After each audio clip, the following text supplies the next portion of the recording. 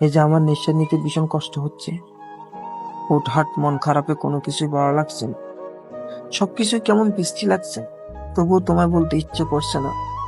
সবকিছু কেন শুধু আমাকেই বুঝে নিতে হবে? কাউকে সত্যি ভালোবাসলে তার মনের হাহাকার বোঝা যায়, অনুমান করা যায়।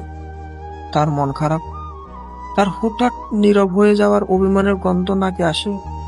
তো কই, এই যে আমি নীরবতায় কেমন হতাশা মুখ থুবড়ে পড়ে আছি, তুমি রেখেছো সেই খবর?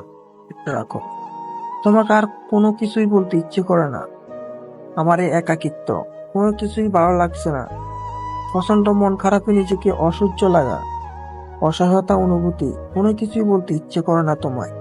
তুমি দিব্যি থাকার পরেও আমার একা লাগে। ভালোবাসা তবুও নিজেকে নিঃস্ব মনে হয়। তাতে তোমার আফসোস হয় না? নিজের কাছে নিজেকে ছোট লাগে, নিজের কাছে নিজেকে ছোট লাগে না? আমি ক্লান্ত, তোমার চাইতেও ক্লান্ত। কত মন খারাপ গেলে ফেলি মুহূর্তে, কত কথা থেমে যায় বুকে এসে, তবুও তোমায় বলতে ইচ্ছে করে না। ভালোবাসলে কিছু বলতে হয় না, সব বোঝা যায়। আচরণ, ব্যবহারের গুরুত্ব। আমি তো নিঃসঙ্গতায় মনোফাহার মতো নিজেকে গুটিয়ে রাখি, অথচ তুমি ভালোবেসো, মনের খবর রাখো না।